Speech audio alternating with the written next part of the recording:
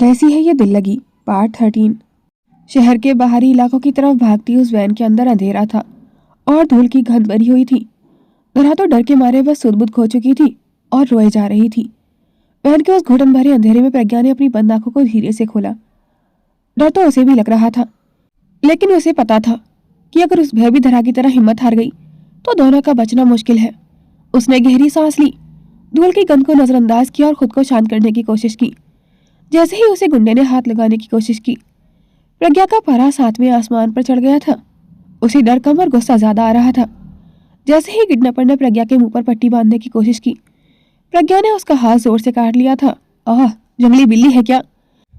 Kidnapper झल्लाया और अपना हाथ झटकने लगा था। प्रज्ञा ने उसे वैसे ही तेज आवाज में जवाब दिया, जंगली बिल्ली होगी तेरी नानी। ओए काले चश्मे वाले गुंडे, तमीज से बात कर। तुझे पता भी है तूने किसको उठाया है? मेरे भाई अगर यहाँ आ गए ना तो तुम्हारी हड्डियों का ऐसा सुरमा बनाएंगे कि शहर के किसी ढाबे पर नहीं बिकोगे। चुप कर लड़की, वरना जान से। तू जानती नहीं हम कौन हैं? दरा ने कांपते हुए कहा। प्रज्ञा दी चुप हो जाओ, ये लोग मार देंगे। अरे भाभी आप डरिए मत। प्रज्ञा ने एक किडनैपर की टांग पर जोर से अपनी सैंडल की हील मार दी थी। ये हमें क्या करेंगे? इनकी शक्लें देखी हैं, ऐसे लग रहे हैं जैसे कबाड़ खाने से उठकर चले आए हों। कबाड़ी होंगे। मैंने कहा गाड़ी रोको, वरना जिंदगी भर किडनैपिंग करना भूल जाओगे। तुम हो कौन और हमें कहाँ लेकर जा रहे हो? उनमें से एक ने झल्लाते हुए कहा, अबे इसका लाउड स्पीकर बंद कर। उन गुंडों को अंदाजा भी नहीं था कि उन्होंने किन दो आफतों को गाड़ी में बिठा लिया है। तभी एक आदमी ने प्रज्ञा का हाथ पकड़ने की कोशिश की। प्रज्ञा ने अपना सर उसकी नाक पर मारते हुए कहा, अबे ओ कुली के मुंह के, ओ चमगादड़ की औलाद, हाथ कैसे लगाया तूने मुझे? प्रज्ञा वैन की सीट पर पैर पटकते हुए चिल्लाई। एक गुंडा जिसने काले रंग का मास्क पहना हुआ था बोला, चुप बैठ लड़की, वरना गोली मार दूंगा। गोली मारेगा तू? सच में? प्रज्ञा ने अपना हाथ आगे कर दिया था। इतनी सस्ती बंदूक लेकर किडनैपिंग करने आते हो? अरे कम से कम रिवॉल्वर तो ढंग की ले लेते। और ये वैन, छी कितनी बदबू आ रही है इसमें। तुम लोग किडनैपर हो या कबाड़ वाले? पहले ये बताओ, धरा ने सिसकते हुए पूछा। प्रज्ञा दी हम क्या करें? धरा को तो उनकी खौफनाक शक्लें देखकर ही डर लग रहा था। भाभी आप डरिए मत। प्रज्ञा किसी भी तरह से बस गुंडों का ध्यान भटकाकर आजाद होना चाहती थी। गुंडे आपस में एक दूसरे के मुंह देखने लगे थे। उन्हें लगा था कि लड़कियां चीखेंगी, चिल्लाएंगी, मिन्नतें करेंगी, पर यहाँ तो प्रज्ञा उनकी क्वालिटी कंट्रोल चेक कर रही थी। वहीं दूसरी तरफ कार्तिक पूरी रफ्तार से ओल्ड बुक शॉप की तरफ बढ़ रहा था। उसका दिमाग सिर्फ अंतरा पर था। जैसे ही वो बुक शॉप के पास पहुंचा, उसने देखा कि अंतरा एक काली कार के पास खड़ी होकर किसी नकाबपोश आदमी से बात कर रही है। कार्तिक ने कुछ दूरी पर गाड़ी रोकी और अंकित से कहा, अंकित कैमरा निकालो, आज इनका चेहरा दुनिया के सामने लाना है। अंतरा उससे कुछ पैकेट्स खरीद रही थी, लेकिन जैसे ही कार्तिक कार से उतरने वाला था, उसे प्रज्ञा का एक वॉइस मैसेज मिला। उसने फोन खोला तो उसमें प्रज्ञा की चीखें नहीं बल्कि उसकी डांट सुनाई दे रही थी। ओए ओए, ये रस्सी चुभ रही है मुझे, तमीज नहीं है क्या? और ये वैन है या खटारा? कार्तिक भाई को आने दो, वो तुम्हें किडनैपिंग की ट्रेनिंग दिलवाएंगे जेल में। कार्तिक के हाथ जम गए थे। उसकी आंखों में जो नफरत थी वो अब खौफ में बदल गई थी। अंकित, ये तो प्रज्ञा की आवाज है, और साथ में धरा की सिसकियां भी। अंकित का चेहरा पीला पड़ गया था। बॉस, इसका मतलब अंतरा सिर्फ एक मोहरा थी। असली खेल तो हमें ऑफिस से दूर ले जाकर धरा भाभी को उठाना था। कार्तिक ने झटके से अपनी गाड़ी मोड़ी। अंतरा वहीं खड़ी रह गई थी। कार्तिक की आवाज अब दहाड़ जैसी थी। अगर धरा को एक खरोच भी आई तो मैं इस शहर को शमशान बना दूंगा। अंतरा से तो बाद में निपट लेंगे। अंकित, ट्रैक करो वो दोनों कहाँ हैं। वहीं दूसरी तरफ एक किडनैपर ने तंग आकर प्रज्ञा के पैर बांधने के लिए रस्सी निकाली। प्रज्ञा ने साइकिल की तरह हवा में पैर चलाने शुरू कर दिए थे। हाथ मत लगाना मुझे, किडनैपर झल्लाकर चिल्लाया। सीधे चुपचाप बैठ लड़की। उसकी बात सुनकर प्रज्ञा गुस्से में बोली, अब यो कद्दू जैसी शक्ल के इंसान चुप क्यों हो जाऊं? किडनैप किया है तूने, अपनी शादी की दावत पर नहीं ले जा रहा है। और सुनो, अगली बार किसी को उठाना हो ना तो गाड़ी साफ रखा करो। कितनी बदबू आ रही है यहाँ। दरा अपनी सिसकियां भूलकर प्रज्ञा को हैरानी से देख रही थी। उसे लग रहा था कि गुंडे अब प्रज्ञा को वैन से बाहर फेंक देंगे या खुद कूद जाएंगे। उसने भी हिम्मत करके अपने मोबाइल का इमरजेंसी वर्जन ऑन कर दिया था ताकि लोकेशन कार्तिक को पता चल सके। वैन अब एक पुराने गोदाम के पास रुकी थी। किडनैपर ने जैसे ही दरवाजा खुला, प्रज्ञा ने अपनी हील उसके पैर पर दे मारी थी। गुंडा अपना सर पकड़कर बैठ गया था। भाई, ये लड़की है या आफत? इसे छोड़ देते हैं, सिर्फ दूसरी वाली को रखते हैं, बेचारी सीधी सी है। तभी पीछे से एक भारी आवाज आई, किसी को छोड़ने की जरूरत नहीं है। धरा और प्रज्ञा ने पलटकर एक साथ देखा। सामने दिनेश खड़ा हुआ था। उसके चेहरे पर वही वहशी मुस्कान थी। स्वागत है धरा, आखिरकार तुम मेरे ठिकाने पर आ ही गई। दिनेश ने आगे बढ़ते हुए कहा। दिनेश के चेहरे पर एक कुटिल मुस्कान थी। उसने धीरे धीरे धरा की ओर कदम बढ़ाए। धरा ने नफरत और डर के मारे अपनी आंखें मूंद ली थी और अपना मुंह दूसरी तरफ फेर लिया था। उसे दिनेश की परछाई से भी घिन आ रही थी। दिनेश खिलखिलाकर हंसा। मुंह फेरने से हकीकत नहीं बदलेगी धरा। देखा, मैंने कहा था ना कि तुम्हारा वो प्यारा कार्तिक तुम्हें दूध से मक्खी की तरह निकाल कर फेंक देगा। कैसा लगा मेरा तोहफा? नहीं साबित कर पाई ना उन तस्वीरों को। कार्तिक सूरी के सामने झूठा। कल तक जो तुम्हें अपनी पलकों पर बिठाता था, आज उसने एक मामूली सी अंतरा के लिए तुम्हें धक्के देकर ऑफिस से निकाल दिया। धरा की सिसकियां थम नहीं रही थी, पर तभी प्रज्ञा बीच में कूद पड़ी थी। उसने अपना हाथ अपनी कमर पर रखा और दिनेश की आंखों में आंखें डालकर बोली, अबे ओए, प्रेम चोपड़ा की डुप्लीकेट, अपनी घिसी पिटी विलन वाली एक्टिंग बंद कर। आवाज भारी करने से कोई मर्द नहीं बन जाता। दिनेश का चेहरा गुस्से से लाल हो गया था। ए लड़की, अपनी जुबान को लगाम दे, वरना वरना क्या क्या करेगा तू? प्रज्ञा ने उसे बीच में ही टोक दिया था। अपने इन गुर्गों से मुझे डराएगा? अरे, तुम जैसे वहशी इंसान बस एक मासूम सी लड़की को परेशान कर सकते हैं, मुझे नहीं। दिनेश का गुस्सा अब 7वें आसमान पर पहुंच गया था। उसने अपने दांत पीसते हुए प्रज्ञा की तरफ कदम बढ़ाए और गुर्रा कर बोला, ए लड़की, तू बहुत बोलती है। तुझे अंदाजा भी है कि तू किससे बात कर रही है? यहाँ परिंदा भी मेरी इजाजत के बिना पर नहीं मार सकता, और तू मेरी ही जगह खड़े होकर मेरी बेइज्जती कर रही है। प्रज्ञा ने बड़े ही मखमली अंदाज में अपने बालों को पीछे झटका और एक ठंडी हवा बढ़ते हुए बोली, वो क्या है ना ऋतिक जी, ओह सॉरी, आप तो वही पुराने दिनेश छचुंदर हैं जो हमारे घर पर अपना नाम बदल कर आए थे। छचुंदर? तूने मुझे छचुंदर कहा? हाँ, और अगर ध्यान से आईना देखेंगे ना तो छचुंदर भी बुरा मान जाएगा कि आपने उसकी शक्ल की कॉपी कर ली है। दिनेश चिल्लाया, ओए, इसे पकड़ो और इसका मुंह किसी गंदे बोरे में बंद करो। मैं इसे एक पल भी और नहीं सुन सकता। दिनेश की आंखों में अब वो कुटिलता नहीं बल्कि एक रोंगटे खड़े कर देने वाली खामोशी छा गई थी। उसने धीरे से अपना हाथ उठाया और अपने गुर्गों को रोकने का इशारा किया।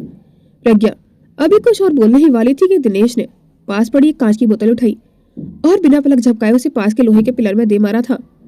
कांच के टुकड़े प्रज्ञा के पैरों के पास आकर गिरे थे। प्रज्ञा की चीख गले में ही दब गई थी। दिनेश लंगड़ाते हुए अपनी बैसाखी को जमीन पर पटकते हुए प्रज्ञा के बिल्कुल करीब आ गया था। उसके चेहरे पर अभी वो बनावटी गुस्सा नहीं था बल्कि एक शिकारी वाली वहशत थी। उसने अपनी बैसाखी की नोक प्रज्ञा के गले के पास टिकानी शुरू की और उसे पीछे की तरफ धकेलते हुए दीवार से सटा दिया था। बहुत हंसी आ रही है ना तुझे? बहुत मजाक सूझ रहा है? दिनेश की आवाज अब फुसफुसाहट जैसी धीमी लेकिन जहरीली थी। उसने अपनी जेब से एक छोटा सा स्विच निकाला और प्रज्ञा की आंखों के सामने लहराया। तू जिसे खटारा वैन और कबाड़ गोदाम कह रही है ना, इसके हर कोने में मैंने बारूद बिछा रखा है। तूने एक और लफ्ज बोला और मैं इस गोदाम के साथ साथ तेरी इन सुंदर सैंडलों और तेरी इस ब्रांडेड कुर्ती के चीथड़े हवा में उड़ा दूंगा, वो भी तेरे साथ। प्रज्ञा का चेहरा सफेद पड़ गया था। उसकी आवाज, जो अब तक बुलेट ट्रेन की रफ्तार से चल रही थी, अचानक गायब हो गई थी। उसने देखा कि दिनेश की आंखों में कोई रहम नहीं था, बस एक पागलपन था। दिनेश ने अपनी बैसाखी से प्रज्ञा के चेहरे को हल्का सा छुआ और घिनौनी मुस्कान के साथ बोला, आज तुम दोनों से अपनी बेइज्जती का बदला जरूर लूंगा। बहुत घमंड है ना तुम दोनों को अपनी खूबसूरती पर। मैं यहाँ तुम दोनों को चिता जलाने लाया हूँ, लेकिन पहले अपनी ख्वाहिश पूरी करूंगा। प्रज्ञा ने एक नजर धरा की तरफ देखा जो डर से कांप रही थी। प्रज्ञा को पहली बार एहसास हुआ कि दिनेश कितना घिनौना है। वो हर लड़की को गलत नजर से देखता है। उसकी धड़कनें उसके कानों में गूंजने लगी थी। दिनेश ने अचानक चिल्लाकर अपने गुंडों से कहा, खड़े क्यों हो? इसे घसीटते हुए कालकोठरी में ले जाओ और अगर इसने एक शब्द भी बोला, इसके मुंह में जलता हुआ कोयला डाल देना। फिर देखते ही छचुंदर कैसे बोलती है। गुंडों ने प्रज्ञा को बेरहमी से दबोच लिया था। प्रज्ञा जब तक शेरनी बनी हुई थी, अब चुपचाप खड़ी हो गई थी। उसे समझ आ गया था कि सामने खड़ा इंसान कोई मामूली गुंडा नहीं है, बल्कि एक आदमखोर है जिसे सिर्फ तबाही देखनी है। दिनेश की आंखों में वहशीपन और बढ़ गया था। वह प्रज्ञा की मौजूदगी को नजरअंदाज करते हुए धरा के चेहरे पर उंगलियां चलाते हुए बोला, कैसी हो जान? और फिर अपने गुंडों की ओर देखते हुए बोला, उठाओ इस धरा को और ले जाओ अंदर वाले कमरे में। आज तो हमारा मिलन होकर रहेगा। मैं भी देखता हूँ कि एक बार जब मैं इसे सच में अपना बना लूंगा तो फिर महान कार्तिक सूरी तुम्हें कैसे अपनाता है। दिनेश के मुंह से मिलन और अपने चरित्र के लिए गंदी बात सुनकर धरा, जो अब तक डर से कांप रही थी, अचानक सन रह गई थी। उसका डर पल भर में दहकते हुए अंगारे में बदल गया था। उसका रोम रोम गुस्से से फटने लगा था। जैसे ही एक गुंडे ने उसे छूने की कोशिश की, धरा ने पूरी ताकत से अपना हाथ घुमाया और उसे दिनेश के गाल पर एक जोरदार तमाचा जड़ दिया था। चटाक की आवाज पूरे गोदाम में गूंज गई थी। धरा की आंखों में आंसू नहीं बल्कि शोले निकल रहे थे। वह चिल्लाई, जुबान संभाल कर बात करो, समझे नीचे इंसान। मुझे छूने की बात तो दूर, अगर तुमने अपनी गंदी सोच के साथ भी मेरा नाम अपनी इस गंदी जुबान पर लिया ना, तो मैं तुम्हारी वो हालत करूंगी कि तुम तो क्या, तुम्हारी साथ पुश्ते भी धरा कार्तिक सूर्य के नाम से कांपेंगी। मुझे छूने की गलती मत करना दिनेश। दिनेश का चेहरा इस बेइज्जती और थप्पड़ की गूंज से तमतमा उठा था। उसके जबड़े भिज गए थे और आंखों में खून उतर आया था। वह दहाड़ा, बहुत हुआ, खड़े खड़े तमाशा देख रहे हो? पकड़ो इन दोनों को और अंदर वाले काल कोठरी जैसे कमरे में फेंक दो। हाथ पैर बांध देना इनके, ताकि अपनी जुबान से ज्यादा हाथ पैर न चला सके। जैसे ही दिनेश ने हुक्म दिया, उसके 4-5 हट्टे कट्टे गुंडे धरा और प्रज्ञा की तरफ लपके। खबरदार जो हमें हाथ लगाया। धरा ने चिल्लाकर पीछे हटने की कोशिश की, लेकिन उन गुंडों ने ताकत का इस्तेमाल करते हुए दोनों का दबोच लिया था। एक गुंडे ने धरा का हाथ मरोड़ा, तो दूसरे ने प्रज्ञा के पीछे हाथ जकड़ लिए थे। प्रज्ञा अभी भी चुप नहीं थी। वह गुंडे के पैर पर अपनी हील्स मारते हुए चिल्लाई, छोड़ो मुझे। गुंडे उन्हें घसीटते हुए गोदाम के पिछवाड़े की तरफ ले गए थे, जहां एक भारी लोहे का दरवाजा था। उन्होंने धक्का देकर धरा और प्रज्ञा को उस धूल भरे अंधेरे कमरे में गिरा दिया था। धप की आवाज के साथ दोनों जमीन पर जा गिरी थी। इससे पहले कि वो संभल पाती, गुंडे ने तेजी से लोहे का भारी दरवाजा बंद किया और उस पर एक बड़ा सा ताला लटका दिया था। बाहर से दिनेश की घिनौनी हंसी सुनाई दी, चिल्लाओ अब, यहाँ तुम्हारी आवाज सुनने वाला कोई नहीं है। मैं भी देखता हूँ कब तक तुम दोनों अपनी हिम्मत दिखाती हो।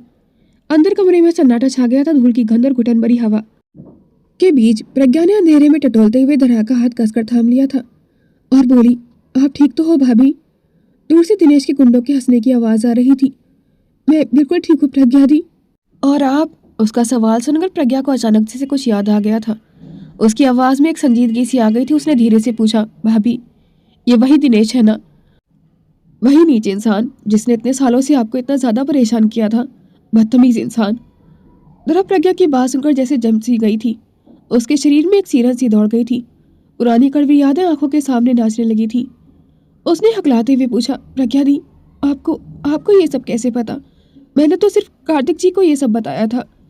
प्रज्ञा ने अंधेरे में एक गहरी सांस ली और धरा के कंधे पर हाथ रखा और बोली, असल में भाभी, उस दिन जब आप और भाई कमरे में थे, आपको याद है ना, भाई को चोट लगी थी। वह भाई की उस चोट से बहुत परेशान थी। मैं और माँ उन्हें देखने ही आ रहे थे, पर जैसे ही हम दरवाजे तक पहुंचे, आपकी सिसकियों और भाई की बातें सुनाई दे गई थी। हमने अनजाने में ही सही पर सबको सुन लिया था। धरा की आंखों से एक आंसू टपककर प्रज्ञा के हाथ पर गिरा था। वह शर्मिंदगी से अपनी नजरें झुकाने लगी थी, पर प्रज्ञा ने उसे गले लगा लिया था। भाभी, माँ ने मुझे सख्त मना किया था कि मैं आपको इस बारे में कुछ न बताऊं। वो नहीं चाहती थी कि आप हमारे सामने शर्मिंदा महसूस करें या आपको लगे कि हम आपके बारे में कुछ गलत सोचेंगे। माँ कहती है जो बीत गया वो आपकी गलती नहीं थी। आप तो बहुत बहादुर हैं भाभी। उस वक्त भी अकेली लड़ती रही थी, और आज भी आपने उस छछूंदर को जो तमाचा मारा है ना, उसने मेरा सीना गर्व से चौड़ा कर दिया है। प्रज्ञा की बातें सुनकर धरा के दिल का बोझ जैसे आधा हो गया था। उसने अपना सर प्रज्ञा के कंधे पर टिका दिया था। मुझे लगा था कि मेरा सच जानकर शायद सब मुझसे नफरत करेंगे। पागल है आप। प्रज्ञा ने उसे प्यार से टोक दिया था। नफरत उस गुंडे से की जाती है, आप जैसी प्यारी भाभी से नहीं। अब बस मेरे दिमाग में कोई खुराफाती आइडिया आने की देर है। हम दोनों मिलकर इस दिनेश की वो बैंड बजाएंगे कि इसकी 7 पुश्तें सुहागरात तो क्या, शादी के नाम से भी कांपेंगी। लेकिन तभी 2 गुंडे धरा को उस कमरे से निकाल कर ले गए थे। गोदाम के उस गुप अंधेरे के कमरे में प्रज्ञा बस चीखती रह गई थी, लेकिन बाहर की दुनिया में कार्तिक की रूह कांप रही थी। कार्तिक की गाड़ी चीखती हुई उस इलाके में रुकी जहां आखिरी लोकेशन मिली थी। यहाँ चारों तरफ पुराने जंग लगे और आधे टूटे हुए गोदामों का जाल बिछा हुआ था। अंकित, लोकेशन यहाँ स्टेबल है, पर यहाँ तो 20 गोदाम है। कहाँ ढूंढूं धरा और प्रज्ञा को? कार्तिक की आवाज में वो डर था जो उसने अपनी पूरी लाइफ में कभी महसूस नहीं किया था। वह पागलों की तरह एक गोदाम से दूसरे गोदाम की तरफ भाग रहा था। अंकित ने अपने लैपटॉप पर जोर जोर से उंगलियां चलाते हुए कहा, बॉस, सिग्नल बहुत वीक है। यहाँ कंस्ट्रक्शन की वजह से जैमर जैसा असर हो रहा है। लोकेशन कभी किसी बिल्डिंग में दिख रही है तो कभी 200 मीटर आगे। समझ नहीं आ रहा कि किधर जाएं। कार्तिक ने अपना सिर पकड़ लिया था। अगर उन्हें कुछ हुआ अंकित, तो मैं खुद को कभी माफ नहीं कर पाऊंगा। वो पियोन वो दिनेश का आदमी था और मैं समझ ही नहीं पाया। कार्तिक ने गुस्से में पास खड़े एक खंबे पर मुक्का मारा। तभी सन्नाटे को चीरती हुई एक हल्की सी आवाज आई, बचाओ। ओए ओखरी के मुंह वाले, दूर हटो। प्रज्ञा वॉइस मैसेज चेक कर रही थी ये जानने के लिए कि अंकित ने उन्हें सुना है या नहीं। कार्तिक के कान खड़े हो गए थे। ये आवाज प्रज्ञा की थी। अंकित, वो रही, वो सामने वाला बड़ा पीला गोदाम। कार्तिक और अंकित बिजली की रफ्तार से उस तरफ लपके। गोदाम का मुख्य दरवाजा अंदर से बंद था। कार्तिक ने बिना सोचे समझे कंधे से दरवाजे पर टक्कर मारी, लेकिन वो टस से मस नहीं हुआ था। दिनेश, बाहर निकल नीच इंसान, अगर तूने उन्हें छुआ भी तो मैं तेरा वो हश्र करूंगा कि किसी ने सोचा भी नहीं होगा। कार्तिक की दहाड़ पूरे इलाके में गूंज गई थी। अंकित ने खिड़की की तरफ से झांकने की कोशिश की। बॉस, अंदर रोशनी है, मुझे लगता है वो लोग पीछे के रास्ते पर हैं, उधर अंदर। जैसे ही दिनेश ने कार्तिक की आवाज सुनी, उसके चेहरे पर एक खौफनाक मुस्कान आ गई थी। लो, आ गया मजनू, तैयार हो जाओ तुम लोग, आज कार्तिक सूर्य की आखिरी शाम होगी। दिनेश ने अपने गुंडों को हुक्म दिया, दरवाजा खोला और उसे अंदर आने दो। मैं चाहता हूँ कि वो अपनी आंखों से देखे कि उसकी पसंद अब मेरी कैद में है। जैसे ही दरवाजा खुला, कार्तिक अंदर की तरफ झपटा, लेकिन सामने का नजारा देखकर उसके कदम ठिठक गए थे। दिनेश ने धरा के गले पर चाकू रखा हुआ था और प्रज्ञा अभी गोडाउन में बंद थी। रुक जाओ कार्तिक, एक कदम और आगे बढ़ाया तो उस कमरे में जहां प्रज्ञा बंद है वहां एक छोटा सा धमाका होगा, या फिर तुम्हारी बीवी जान से हाथ धो बैठेगी। चुनाव तुम्हारा है, बीवी या बहन। कार्तिक का चेहरा पीला पड़ गया था, पर अगले ही पल उसकी आंखों में खौफ नहीं बल्कि एक शिकारी की चमक थी। सामने एक ऊंची कुर्सी पर दिनेश बैठा हुआ था और उसकी गोद में उसकी बैसाखियां रखी हुई थी। कार्तिक ने कमरे के चारों तरफ एक नजर डाली और फिर अपनी नजरें दिनेश पर टिका दी थी। तुझे अपनी टांगे खोकर भी सुकून नहीं मिला दिनेश, भूल गए वो दिन जिस दिन तूने अपनी जिंदगी की भीख मांगी थी। मुझे लगा था कि अपाहिज होने के बाद इंसान सुधर जाता है, पर तू तो अपनी मौत को खुद ही दावत दे रहा है। कार्तिक की बात सुनते ही दिनेश की आंखों में खून उतर आया था। उसका हाथ कांपने लगा था और उसने बैसाखी को जोर से पकड़ा। वो दिन मैं कैसे भूल सकता हूँ कार्तिक, मुझे इस हालत में पहुंचाने वाले तुम ही तो थे। पर अफसोस कि ये बात मुझे कल ही पता चली। तुमने मुझे 4 मंजिल से नीचे धकेला था, पर एक बात समझ नहीं आई, ये कैसे मुमकिन है। दिनेश अचानक हड़बड़ा गया था, जैसे कोई पुरानी बात याद आ गई हो। तुम तो उस रात खुद मौत के करीब थे। तुम्हारा एक्सीडेंट हुआ था, तुम महीनों तक बेड रेस्ट पर थे, तुम्हारे पैर पर भी भारी प्लास्टर बंधा हुआ था। फिर तुमने मुझे उस खाई तक कैसे पहुंचाया। कार्तिक के चेहरे पर एक ऐसी खतरनाक हंसी आई कि वहां खड़े गुंडों की भी रूह कांप गई थी। उसने धीरे धीरे दिनेश की तरफ कदम बढ़ाए। तुम वाकई बहुत बड़े बेवकूफ हो दिनेश। कार्तिक ने अपनी जैकेट की आस्तीन ऊपर चढ़ाई। चोट सिर्फ मेरे हाथ में थी, जो उस एक्सीडेंट की वजह से लगी थी, और रही बात उस पैर के प्लास्टर की, तो वो मेरा पर्सनल रीजन था। मुझे मेरी बीवी की नजरों में कमजोर और लाचार दिखना था, ताकि उसके दिल में अपनी जगह बना सकूं और वो बिना डरे मेरे पास बैठ सके। कार्तिक ने पास पड़ी एक लकड़ी की मेज पर जोर से लात मारी, जिससे मेज के 2 टुकड़े हो गए थे। मैंने तुम्हें भीख मांगते देखा था दिनेश, और आज मैं तुम्हें खत्म होते हुए देखूंगा। दिनेश का चेहरा सफेद पड़ गया था। उसे एहसास हुआ कि अंतरा तो कह रही थी कि कार्तिक धरा से नफरत करता है, तो वो धरा को बचाने कैसे आ सकता है। उसने सोचा शायद प्रज्ञा के लिए आया होगा। उधर कमरे के अंदर से प्रज्ञा ने चिल्लाकर कहा, देख शचुंदर, मेरे भाई ने तेरा पोपट बना दिया। अब अपनी ये चमकीली शर्ट उतार और सरेंडर कर दे, वरना भाई तुझे अब बैसाखियों के लायक भी नहीं छोड़ेंगे। धरा की आंखों में भी एक गुस्से की चमक आ गई थी। दिनेश ने अचानक झपटकर धरा को अपनी गिरफ्त में ले लिया और उसके गले पर फिर से चमकता हुआ चाकू रख दिया था। रुक जाओ कार्तिक, अगर एक कदम भी आगे बढ़ाया तो इस खूबसूरत गर्दन पर यह चाकू अपनी छाप छोड़ देगा। कार्तिक के पैर वहीं जम गए थे, उसका दिल हलक में आ गया था। दिनेश, छोड़ो उसे, चाकू हटा वहां से। पर धरा की आंखों में तो इस वक्त खौफ का नामो निशान नहीं था। उसे तो उस चाकू से ज्यादा इस बात की जलन थी कि कार्तिक ने उससे इतना बड़ा झूठ बोला। उसने अपनी गर्दन जरा भी पीछे नहीं हटाई थी, बल्कि गुस्से में कार्तिक को घूरते हुए बोली, खबरदार कार्तिक जी, जो अगर आपने इस छछुंदर की एक भी शर्त मानी तो। और चाकू क्या मारोगे दिनेश, मारो, कम से कम इस झूठे इंसान की शक्ल तो नहीं देखनी पड़ेगी। आप 1 महीने तक व्हील चेयर पर बैठकर कहते रहे, धरा जरा पानी देना, धरा जरा सर दबा देना का नाटक करते रहे, और हम पागलों की तरह रोते रहे कि मेरे पति कभी चल पाएंगे या भी नहीं। दिनेश हक्का बक्का रह गया था। उसने चाकू को थोड़ा और सटाया। धरा, चुप रहो, मैं तुम्हें जान से मारने की धमकी दे रहा हूँ और तुम इसे पानी और सर दबाने के ताने दे रही हो। धरा की आंखों में इस पल दिनेश के लिए डर नहीं, बल्कि कार्तिक के लिए ज्वालामुखी देख रहा था। उसने दिनेश को चुप रहने का बोलकर और चाकू अपने हाथ में पकड़कर चीखी, कार्तिक जी, आप इतने बड़े झूठे हैं, शर्म नहीं आई आपको? 1 महीने तक हमसे अपनी सेवा करवाई, हमसे तेल मालिश करवाई, और पागलों की तरह रात रात भर जाकर आपकी पट्टियां बदलते रहे। कार्तिक की सिट्टी पिट्टी गुम हो गई थी।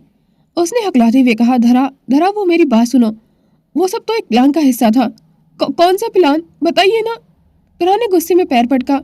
हमें लगा कि हमारे पतिदेव चल नहीं पा रहे। हमने मंदिर में मन्नतें मांगी, नंगे पैर चली, और आप यहाँ पर्सनल रीजन का नाम देकर हमें उल्लू बना रहे थे।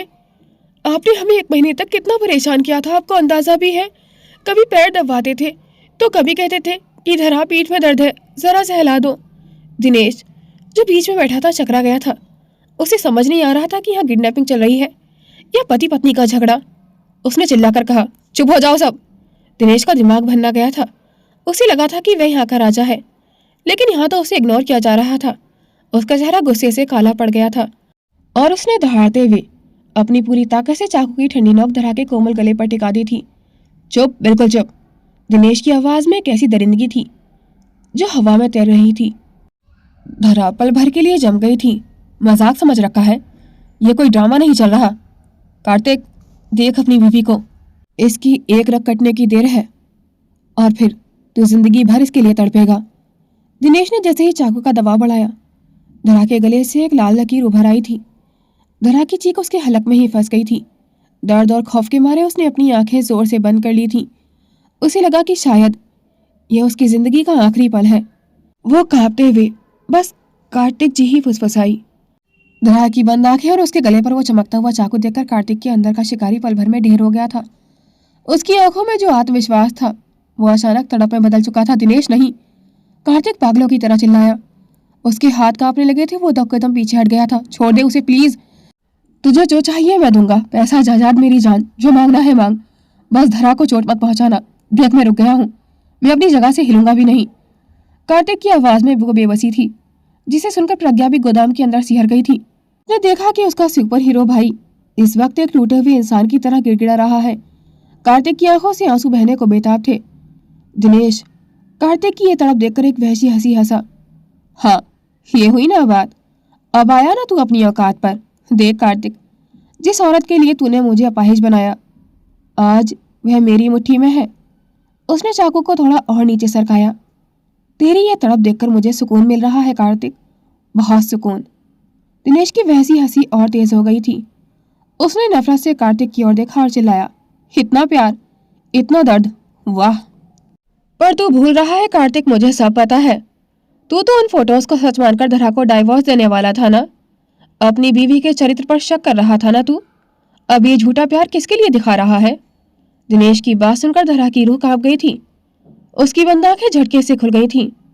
उसने फटी आंखों से कार्तिक को देखा, जैसे पूछ रही हो कि क्या दिनेश सच कह रहा है। वो उसे तलाक अंतरा की वजह से नहीं, बल्कि उन फोटोज की वजह से दे रहा है। पर कार्तिक के चेहरे पे अब गिड़गिड़ाहट नहीं, बल्कि एक ठंडी और गहरी मुस्कान थी। उसने अपनी आंखों के आंसू पोंछे और सीधे दिनेश की आंखों में झांका। गलतफहमी है तेरी। कार्तिक की आवाज अब पत्थर की तरह सख्त थी। उसने शांत स्वर में कहा, दिनेश, ये तेरी सबसे बड़ी गलतफहमी है। मैं अपनी धरा पर शक करूंगा? अपनी जान से भी बढ़कर पवित्र मानता हूं मैं उसे। और रही बात उन फोटोज और डाइवोर्स की, तो वह सिर्फ एक नाटक था तुझे बिल से बाहर निकालने के लिए। धरा के गले से एक दबी हुई आवाज निकली, नाटक? वो पूरी तरह शौक में थी। उसके पैरों तले जमीन खिसक गई थी। उसे यकीन नहीं हो रहा था कि पिछले कुछ दिनों से वो जिस नर्क जैसी तकलीफ से गुजर रही थी, वो कार्तिक की एक सोची समझी चाल थी। कार्तिक ने धरा की आंखों में देखते हुए नरमी से कहा, धरा, मुझे माफ करना कि मुझे ये खेल खेलना पड़ा, पर इस चूहे को पकड़ने के लिए मुझे बिल्ली बनना ही था। दिनेश, मुझे पता था कि जब तक मैं धरा से दूर होने का नाटक नहीं करूंगा तो सामने नहीं आएगा। तुझे लगा कि मैं टूट गया हूं और इसी गलतफहमी ने तुझे आज यहाँ खींच लाया था। दिनेश का हाथ हल्का सा ढीला पड़ा। उसके चेहरे पर बौखलाहट साफ दिखने लगी थी। तू झूठ बोल रहा है। झूठ में नहीं, तेरा दिमाग बोल रहा है दिनेश। कार्तिक ने एक कदम आगे बढ़ाया। उसकी आंखों में शिकारी वाली चमक वापस आ गई थी। तूने सोचा तू मुझे बर्बाद कर देगा, मेरी धरा को मुझसे छीन लेगा। अरे तूने तो खुद अपने लिए मौत का रास्ता चुन लिया है। धरा अभी भी सुन थी। उसे समझ नहीं आ रहा था कि वो खुश हो कि कार्तिक ने उस पर शक नहीं किया या इस बात पर रोए कि उसे इतने बड़े मानसिक दर्द से गुजरना पड़ा। पर कार्तिक की नजरों में अपने लिए वो पुराना वाला प्यार देखकर उसकी आंखों से खुशी के आंसू बह निकले थे। कार्तिक ने तेवर बदलते हुए कहा, अब चाकू हटा दिनेश, क्योंकि अब खेल तेरे हाथ से निकल चुका है।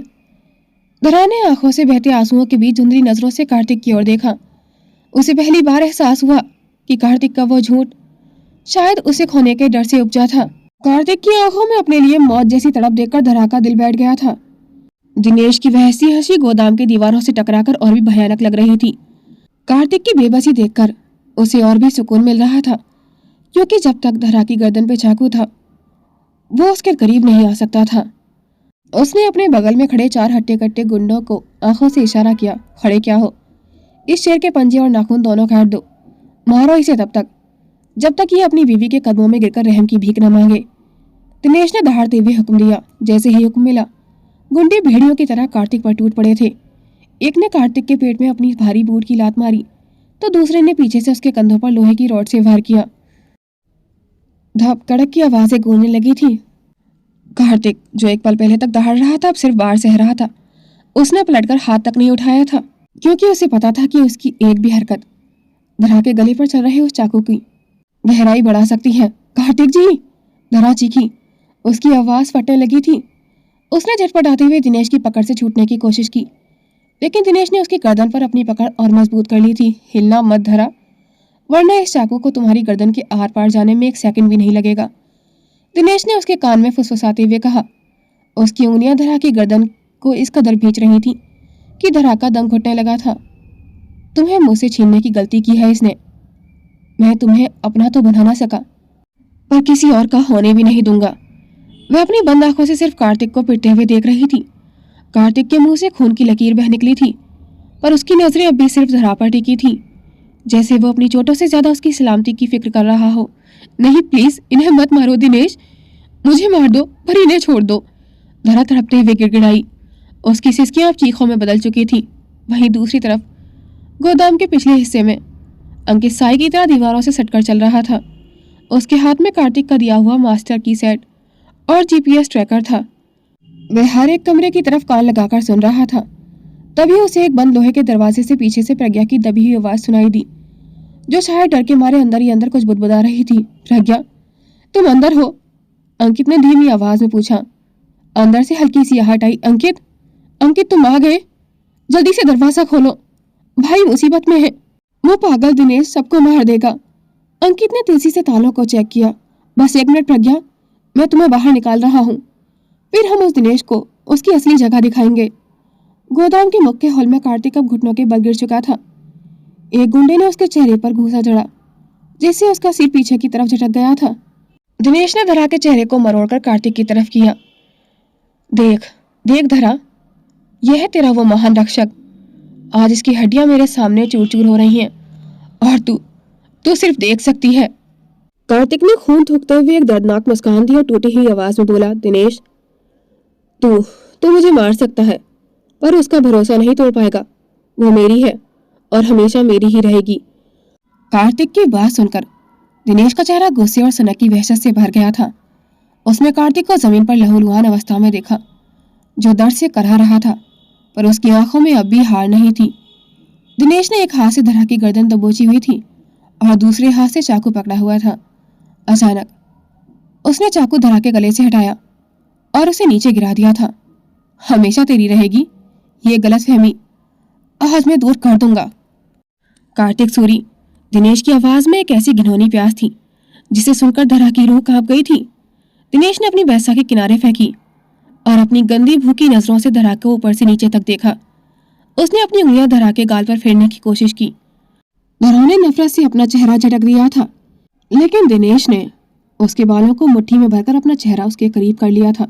पता है धरा, सालों तक हर रात मैंने सिर्फ यही इंतजार किया है कि कब तुम्हें अपना बना सकूं। कार्तिक ने तुम्हें मुझसे छीना है ना, आज मैं उसे दिखाऊंगा। जिसे वो अपनी जागीर समझता है, उस पर हक मेरा है। दिनेश की गंदी सांसें धरा के चेहरे पर महसूस हो रही थी। धरा की आंखों में पहले डर आया, फिर गुस्सा। जैसे ही दिनेश ने बदतमीजी से अपना हाथ धरा के कंधे की तरफ बढ़ाया, धरा का आत्मसम्मान जाग उठा था। खबरदार, जो मुझे हाथ भी लगाया नीचे इंसान, तुम्हारी हिम्मत कैसे हुई? धरा ने पूरी ताकत से दिनेश को पीछे धकेलने की कोशिश की और अपने हाथ पैर चलाने लगी थी। छोड़ो मुझे कार्तिक जी! धरा की चीख सुनकर कार्तिक ने अपनी आंखें खोली। अपनी पत्नी के साथ हो रही बदतमीजी देखकर कार्तिक के शरीर में जैसे बिजली सी दौड़ गई थी।